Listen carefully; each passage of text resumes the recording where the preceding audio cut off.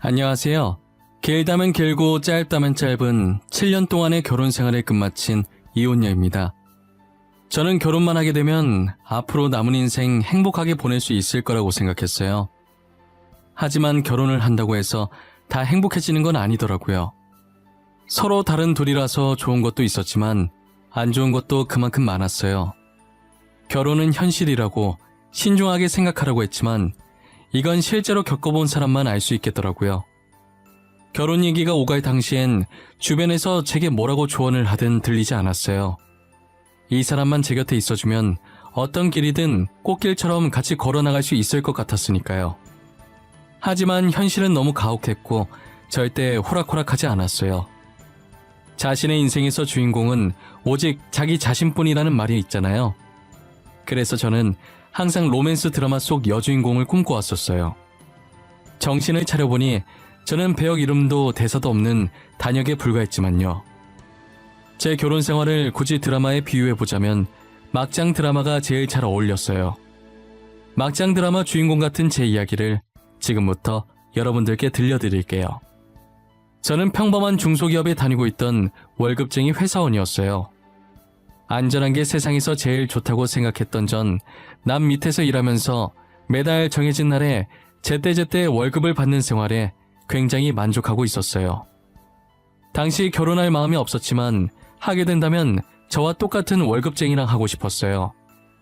저는 결혼을 일찍 하고 싶은 마음이 없었기 때문에 성인이 되어서는 연애를 하지 않았어요. 연애한다고 해서 다 결혼을 하는 것은 아니지만 혹시나 실수라도 하게 될까봐 미리부터 겁을 먹고 걱정스러운 마음에 시작조차 하지 않았죠.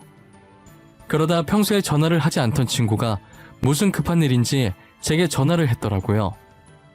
대뜸 소개팅에 나갈 사람이 없다고 제발 한 번만 나가달라고 사정을 하는 거예요. 수진아, 나 부탁이 있는데 들어줄 수 있어? 아니, 꼭 들어줘야 해. 모레 소개팅이 하나 있는데 원래 가려던 애가 갑자기 펑크 내는 바람에 혹시 네가 대신 가주면 안 될까? 싫어, 안 나갈래. 나 원래 소개팅 같은 거 안 하는 거 알잖아. 다른 애한테 부탁해봐. 왜 미니 있잖아. 미니한테 부탁해보면 되겠네. 펑크낸 애가 미니야. 내가 너 소개팅 싫어하는 거 아는데 진짜 부탁할 사람이 너밖에 없어. 딱 한 번만 나가주라. 다음부턴 이런 부탁 안 할게. 응? 제발. 소개팅 특유의 어색한 분위기가 정말 싫은데 진짜 나밖에 없어? 부탁할 만한 다른 애 더 없어? 없어, 너뿐이야. 그러니까 제발 한 번만 나가주라. 응? 그냥 차 한 잔만 하고 온다고 생각해. 그 자리에만 나가주면 너가 무슨 행동을 하든 상관없어. 진짜지? 나 진짜 너네 만나듯 편하게 한다. 내가 무슨 행동을 하든 정말 상관없는 거 맞지? 진짜 내 마음대로 해버릴 거야. 그렇다니까. 편하게 아무렇게나 있다가 와. 가주는 것만으로도 나는 너무 고맙다 진짜. 어쩔 수 없이 처음이자 마지막이라는 생각으로 소개팅에 나갔다가 남편을 만나게 됐어요. 친구가 말하길 상대가 사업하는 남자라길래 전혀 관심이 없었어요. 사업한다고 늘 잘 될 거라는 보장도 없고 상승이 있으면 하락도 있는 법이니까요.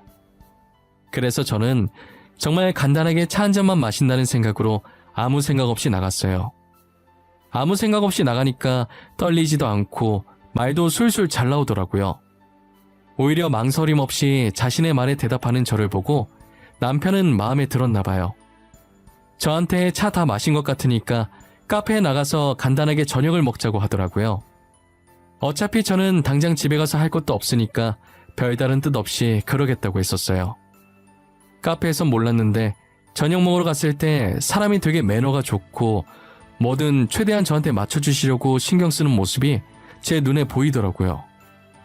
그리고 돈 좀 벌면 종업원들한테 막대하지 않을까 했는데 종업원들한테 부탁할 때도 엄청 친절하게 말해서 저는 남편에게 되게 호감스러운 면을 많이 발견하게 됐어요. 하나 아쉬웠던 건 아무래도 사업을 한다는 점이었는데 그래도 사람은 성격이 좋은 게 최고니까 그 정도는 가볍게 넘어갈 수 있었던 것 같아요. 저희는 그렇게 2년 정도 짧지 않은 연애를 하고 결혼했습니다. 매일 데이트를 끝마치고 헤어지는 길이 아쉬웠는데 이젠 같은 집을 향해 가니 너무 좋더라고요. 5년 정도는 정말 신혼분위기 내면서 연애할 때보다 더 달달한 결혼 생활을 보냈던 것 같아요. 저는 그때까지만 해도 어리석게 이 행복이 영원할 줄만 알았어요. 그러다 한참 잘 되고 있던 남편의 사업이 한순간에 망하게 된 거예요. 남편 말에 의하면 직원 한 명이 회사 공금을 몰래 뒤로 싹 다 빼돌려서 그렇게 됐다고 하더라고요. 믿었던 직원에게 배신당한 충격에 남편은 꽤나 오랫동안 술에만 의지하며 살았던 것 같아요. 술에 찌들 대로 찌들어서 불과 한 달 전 멀끔했던 모습이 온데간데 없어졌더라고요. 제가 출근한다고 일어나면 술에 쩔어서 자고 있고 퇴근하고 오면 술에 쩔어서 들어오는 게 반복됐어요. 그러더니 한날은 예전처럼 멀끔한 복장으로 잠시 나갔다 오겠다고 하는 거예요. 남편은 사업의 끈을 놓지 못하고 사업 계획서를 들고 여기저기 투자처를 알아보고 있었던 거예요. 저는 그 모습을 가만히 쳐다만 보다가 남편이 너무 하고 싶어 하길래 제가 이제껏 모았던 돈을 줬어요. 여보, 그게 그렇게 하고 싶어? 그럼 급한 대로 이 돈이라도 가지고 해. 지금까지 내가 모았던 돈이야. 내 전 재산 지금 당신한테 바치는 거야. 그 대신 이번이 처음이자 마지막이다. 알겠지? 고마워. 진짜 고마워. 내가 잘 되면 꼭 갚을게. 이번엔 진짜 잘할 수 있어. 나 믿지? 나 당신 실망시키지 않을게. 보란듯이 성공해서 사모님 소리 듣게 해줄게. 사모님 소리는 바라지도 않으니까 일단 이 돈으로 잘해봐. 나도 당신 응원해. 평소에 하던 대로만 하면 다시 일어날 수 있을 거야. 그러니까 너무 기죽지 말고 시작해봐. 여보, 진짜 고마워. 나 정말 당신이랑 결혼하기 잘한 것 같아. 오늘 당신한테 진 빚 어떻게 해서든 내가 꼭 다 갚을게. 남편은 제 통장을 받아들고 미안하고 고맙다면서 저를 안고 울더라고요. 그 모습을 보고 있으니 얼마나 짠하던지. 그동안 사업하는 남편을 봐오면서 늘 성실한 모습을 보였기에 모아둔 돈을 망설임 없이 줄 수 있었던 것 같아요. 이제껏 남편이 사업하는 동안 허튼 짓 한 걸 본 적이 없었거든요. 그래서 새롭게 시작하면 꼭 다시 일어날 수 있을 거라고 굳게 믿었었어요. 하지만 남편의 사업은 처음 했었던 사업처럼 쉽게 되지 않았고 결국 또 망하게 되었죠. 그런데 문제는 남편이 저 몰래 집을 담보로 대출까지 받아서 사업을 한 것이었더라고요. 여보, 이게 뭐야? 우리 집이 왜 경매로 넘어가? 당신 혹시... 아니지? 설마 우리 집 담보로 대출 받은 거야? 여보, 미안해. 나도 잘해보고 싶어서 그랬던 거야. 당신이 준 돈으로는 부족하더라고. 그래서 그렇게 한 건데 이렇게까지 될 줄은 몰랐어. 그랬으면 나한테 먼저 말했어야지. 이렇게 중요한 일을 당신 혼자 결정하면 어떡해. 이 집 당신 혼자 사는 집도 아니잖아. 만약에 집 넘어가면 당장 어디로 가냔 말이야. 결국 집은 경매로 넘어가게 되었고 저희는 빈털터리로 겨우 발 뻗을 수 있는 단칸방에서 다시 시작했어요. 아직 저희 사이에 아이도 없고 둘뿐이니까 언제든 원래의 삶을 되찾을 수 있을 거라 생각했어요. 저는 남편에게 안정적으로 제때 월급이 들어오는 회사에 취직을 하라고 권했었어요. 하지만 남편은 첫 사업으로 한번 돈맛을 보느라 그런지 사업을 포기 못하겠다고 하더라고요. 더 이상 사업할 돈도 없으면서 다음 사업 뭐 할지 생각하고 있더라고요. 저는 어렸을 때부터 주얼리에 관심이 많았었어요. 그래서 당시 회사 다니면서 취미로 액세서리를 만들었는데 돈 될 만한 게 뭐 있을까 한참을 찾다가 뛰어난 솜씨는 아니지만 직접 만든 액세서리를 팔아서 몇 푼이라도 더 벌자는 생각을 했어요. 젊은 사람들 사이에 SNS가 한참 유행이었던지라 저는 SNS를 이용해서 액세서리를 팔고 있었어요. 직접 손수, 팔찌, 목걸이, 귀걸이를 만든 후 그 완성품을 찍어서 SNS에 게시물을 올려 하나씩 팔았었죠. 아무래도 제가 하나하나 일일이 만들어야 하는 수작업 제품이다 보니 하루 종일 회사에 있다가 퇴근하고 집에서 만들려고 하니 시간이 나지 않더라고요. 그래서 주말에 몰아서 만들고 평일에 하나씩 업로드해서 팔았었어요. 역시 뭐든 인맥이 중요한 건데 제가 인맥이 없어서 처음 시작부터 잘 될 리가 없었어요. 당시 제 계정 팔로워 수가 적어서 인형 눈알 붙이는 것보다는 못 벌었던 걸로 기억해요. 다시 집을 되찾기엔 매출이 너무 저조해서 접을까 생각도 했었지만 한 달에 5만 원이라도 더 벌 수 있으니 꾸준히 시간 내서 계속하고 있었어요. 그러다 제가 평소처럼 새로운 액세서리를 만든 후 사진을 찍어 짧은 코멘트와 함께 판매글을 올리고 예전 게시물 댓글 관리를 하고 있었는데 유독 한 제품에만 댓글이 엄청 달려있는 거예요. 혹시나 그 제품에 문제가 있는 건가 싶은 무서운 생각이 들면서 댓글 눌러보기가 무서워지더라고요. 그런 생각을 하는 와중에도 댓글은 계속 늘어나고 있길래 떨리는 손으로 댓글을 클릭해보았어요. 알고 보니 유명한 인플루언서가 제 귀걸이를 착용하고 제 계정 아이디를 적어놓은 거예요. 인플루언서의 글을 보고 사람들이 똑같은 제품 다시 판매해주면 안 되냐는 댓글을 달고 있었던 거죠. 그 제품뿐만 아니라 그 전에 올렸었던 제품들까지도 댓글이 달리기 시작했어요. 이게 무슨 일인가 어안이 벙벙했지만 제가 맞는 액세서리를 찾아주니 기분이 너무 좋더라고요. 저는 인플루언서 분께 너무 고맙다고 보답으로 소정의 선물을 드리고 싶다고 연락드렸어요. 희정님께서 제가 만든 귀걸이를 착용해 주셔서 덕분에 주문량이 많이 늘었어요. 너무 감사한 마음에 뭐라도 보답해드리고 싶어서 이렇게 연락드렸어요. 저는 보답하라고 한 거 아니에요. 제가 사장님 귀걸이를 몇 개 샀었는데 너무 이쁜 거예요. 그런데 사람들이 많이 모르는 것 같아서 좋은 곳이 있다는 걸 아셨으면 하는 바람에 글 적은 거였어요. 보잘것없는 저희 제품을 이렇게까지 아껴주셔서 정말 감사합니다. 제가 너무 감사해서 희정님께 소정의 선물을 꼭 드리고 싶은데 받아주시면 안 될까요? 제가 진짜 이런 거 바라고 글을 쓴 게 아닌데 그래도 사장님 마음인데 계속 거절하는 건 예의가 아니겠죠? 당연하죠. 거절하시면 저 정말 서운할 것 같아요. 거창한 선물이 아니니까 부담 갖지 마시고 편하게 받아주셨으면 좋겠어요. 인플루언서 분께 고마운 마음을 담아서 액세서리 몇 개를 더 만들어서 선물로 보내드렸어요. 인플루언서는 저의 단골 고객이 되었고 몇 번 연락을 하다 보니 자연스럽게 친해지게 되었죠. 덕분에 매출이 많이 올라서 월세긴 했지만 단칸방에서 오피스텔로 옮길 수 있게 되었어요. 하루에 기본으로 들어오는 주문량이 회사를 다니면서 병행할 수가 없을 만큼 많아져서 결국 저는 다니고 있던 회사에 사직서를 제출하고 액세서리 판매에만 집중을 했어요. 남편은 사업 실패 이후 일해서 돈 벌 생각도 안 하고 줄곧 집에서 술만 마셨댔어요. 집에서만 마시면 모르겠는데 제가 벌어온 돈으로 유흥까지 빠지기 시작한 거예요.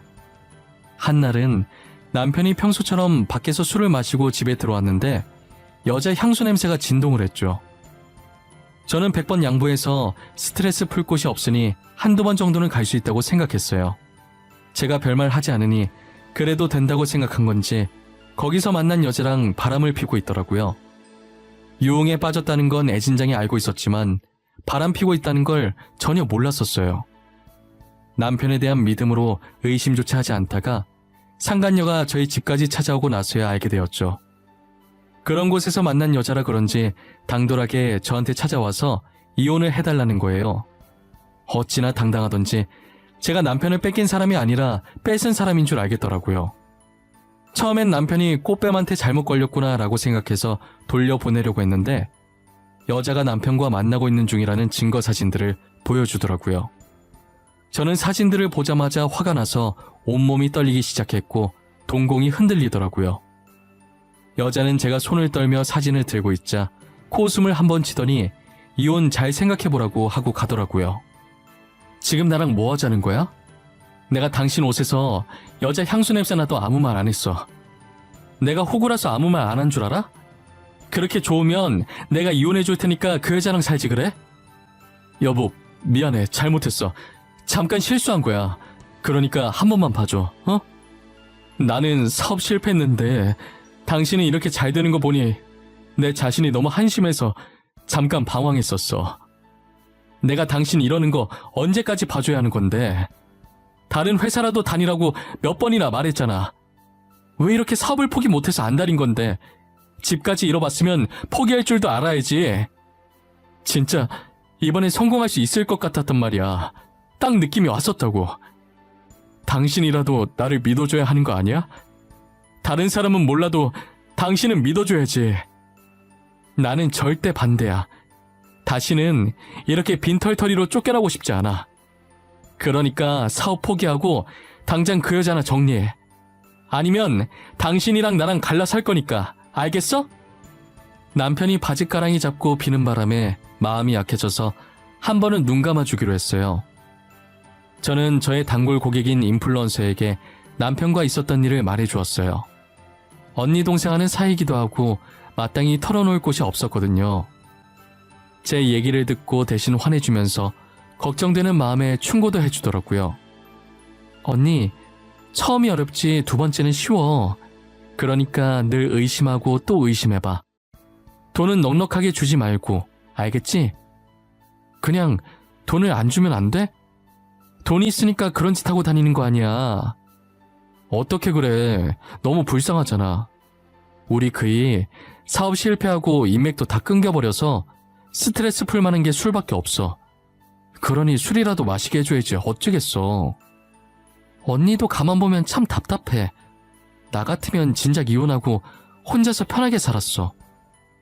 돈 안 벌면서 술만 퍼먹고 바람까지 피는 남편 뭐 이쁘다고 같이 사는지 모르겠네. 미우나 고우나 그래도 내 남편인데 이쁜 구석은 없어도 억지로 찾아서 이뻐해줘야지. 나 아니면 그 사람 누가 이뻐해주겠어? 안 그래? 안 그래. 언니 시어머니나 그 바람난 여자가 이뻐해주겠지. 진짜 의심의 끈 놓지 마. 또 그 짓거리하고 다닐지 누가 알아.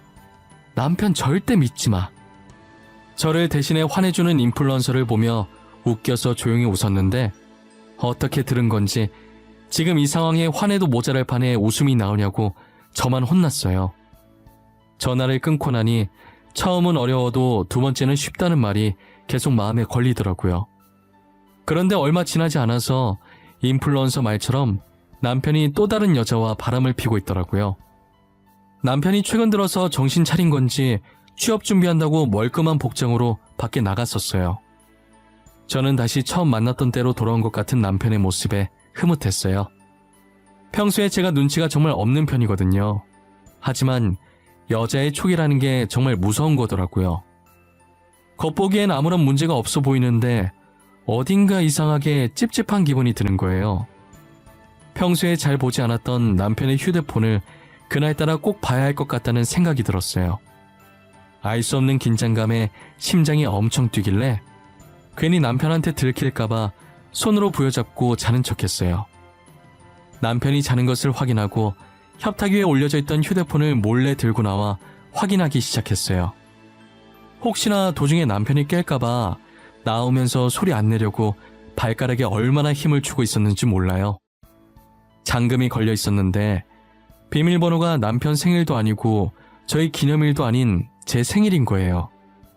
잠금 해제되는 순간 비밀번호를 아내 생일로 해놓는 사람인데 제가 괜한 의심을 한 건가 미안했어요. 하지만 잠금 해제와 동시에 남편에게 온 카톡을 보고 미안함에서 분노로 뒤바뀌었어요. 카톡을 확인하니 오늘도 즐거웠다고 얼른 남편과 결혼하고 싶다는 내용이더라고요. 너무 화가 난 나머지 눈물이 차올라서 화면이 제대로 보이지가 않는 거예요. 소매로 대충 눈물을 닦고 떨리는 손으로 카톡방에 들어가서 대화 내용을 저장해서 저한테 보내놨어요. 뒤에서 이런 짓 하고 다니는지도 모르고 그동안 남편을 믿어준 제 자신이 너무 비참해지더라고요. 처음 대화했던 날짜를 보니 저번에 걸렸던 여자와 비슷한 시점에 만나고 있었더라고요. 둘을 동시에 만나면서 저한테 걸린 여자와는 정리하고 지금 여자와는 저 몰래 계속 만나고 있었던 거죠. 상간녀와 결혼까지 약속했길래 저는 꼭 그 둘의 약속을 지켜주고 싶었어요. 그래서 사람을 시켜 둘이 만나고 있다는 증거들을 하나씩 모아두기 시작했죠. 당시 저는 어떻게 하면 이걸 시원하게 터뜨릴 수 있을까 하는 생각만 하면서 살았던 것 같아요. 그러던 와중에 시어머니께서 아무런 연락도 없이 저희 집에 방문하신 거예요. 들어오자마자 집골이 이게 뭐냐부터 시작해서 이래서 귀한 아들 맡기겠냐고 난리치시더라고요. 사업 망하고 빈털터리로 집에서 저러고 있어도 자기 아들이라면서 남편한테 잘하라고 못 본 사이에 얼굴이 안 좋아졌다면서 남편 양볼 감싸주며 유난을 떨고 있더라고요. 그 꼴을 보고 있자니 둘 다 제 집에서 확 내쫓고 싶었어요. 그러더니 대뜸 저한테 돈 좀 버는 것 같은데 모아둔 돈 있으면 달라고 하시는 거예요. 내가 듣자 하니 요즘 둘째가 귀걸이, 목걸이 만들어서 돈 좀 번다며? 그럼 모아둔 돈 꽤나 있을 것 같은데, 그치? 어머님, 그래서 저한테 하시고 싶은 말씀이 뭐예요? 돈 내놓으라고 말하시려는 거예요? 죄송한데 제가 모아둔 돈이 없어요.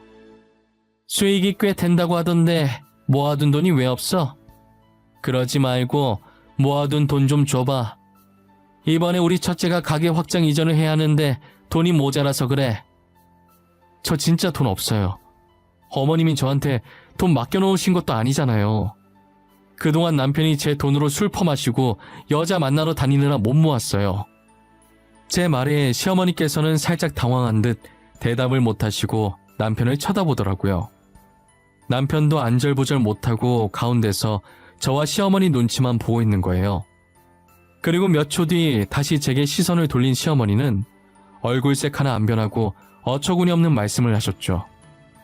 얘도 참 사람이 그렇게 꽉 막혀서야. 남자가 살다 보면 그럴 수도 있는 거지. 너는 살면서 실수 안 하니? 네가 얼마나 들들 볶으면 얘가 바람까지 피워? 지금 어머님 아들이 바람 핀 게 제 잘못이라는 거예요? 실수요? 의도적으로 다른 여자 만난 게 어떻게 실수가 될 수 있어요? 시아버지께서 그러셔도 넘어가 주시겠네요? 이게 시어머니한테 못하는 소리가 없네. 말이면 단 줄 알아? 우리 집안에 어쩌다 저런 게 들어와서는. 안 그래도 저도 지금 이런 집안에 들어온 거 후회 중이라서요. 어머님도 제가 못마땅하신 것 같은데 빠른 시일 내에 남편이랑 이혼해야겠어요. 그냥 어른한테 죄송하다고 하면 끝날 일 가지고 뭐? 이혼? 그래, 이혼해라, 이혼해. 너 당장 집에서 나가. 엄마 진짜 왜 그래? 여보, 그냥 당신이 참아. 엄마 나이 많으시잖아. 그러니까 당신이. 여보, 어디가? 진짜 집 나가려고 그래? 이혼하겠다는 제 말에 시어머니께서는 얼굴이 시뻘개져서는 나가라고 소리치시는 거예요. 저는 그대로 안방에 들어가서 커다란 가방을 꺼내서 짐을 미친 듯이 싸기 시작했어요. 시어머니는 그런 제 행동에 대고 그동안 집 나가고 싶어서 어떻게 참았냐고 비아냥거리시더라고요. 다 싼 가방을 거실로 가지고 나와서 소파에 앉아있는 남편한테 들이밀었어요. 남편은 가방을 받아들고서 시어머니와 함께 이게 뭐냐는 눈빛으로 저를 쳐다봤어요. 저는 아무 말 없이 남편과 시어머니를 일으켜 문 앞까지 갔을 때쯤 둘은 어색하게 웃더라고요. 하하, 둘째야, 말로 하자꾸나 말로. 내가 아깐 정신을 잠깐 놨어. 원래 늙은이들 기분이 오락가락하지 않니? 여기 제 집이에요. 잊으셨나봐요? 당장 제 집에서 둘 다 나가요. 정말 1초라도 더 보고 싶지 않으니까. 경찰에 신고해서 끌려가기 전에 제발로 나가세요. 여보, 내가 미안해. 제발 화 풀어. 어머님 대신 내가 사과할게. 내가 이렇게 무릎도 꿇을게. 그러니까 어머님 말 너무 담아두지 마. 내가 어머님 말만 가지고 이러는 거 아니야. 당신 또 바람 폈더라? 이번엔 결혼까지 약속했던데 이 정도면 실수가 아니라 습관 아니니? 진짜 정 떨어져서 원. 무슨 소리야? 결혼 약속이라니. 나 그때 그 여자랑 다 정리했어. 너가 정리하라고 해서 그때 정리했다고. 만나는 사람 없다니까? 그럼 당신이 매일 만나던 주연이라는 여자는 뭐야? 그 여자 혼자서 너랑 결혼하려고 설레발치는 거니? 그냥 내가 헤어져 줄게. 당신은 주연이랑 살아. 상간녀와 같이 찍힌 사진들을 면전에 던져주니 그제서야 사태 파악이 됐는지 미안하다고 빌더라고요. 시어머니도 그 사진을 보고 남편 옆에서 무릎 꿇더니 손이 발이 되도록 싹싹 비는 거예요. 저는 문을 열어놓고 남편과 시어머니께 당장 나가라고 소리쳤어요. 꿈쩍도 하지 않길래 휴대폰을 들어 경찰서에 전화하는 신용을 하니 그제서야 헐레벌떡 나가더라고요. 그렇게 남편과 시어머니를 쫓아내고 이혼 소송과 상간녀 소송까지 걸었어요. 이 일을 인플루언서에게 말해주니 역시 한번 바람핀 사람은 계속 핀다는 말이 맞다고 난리였어요.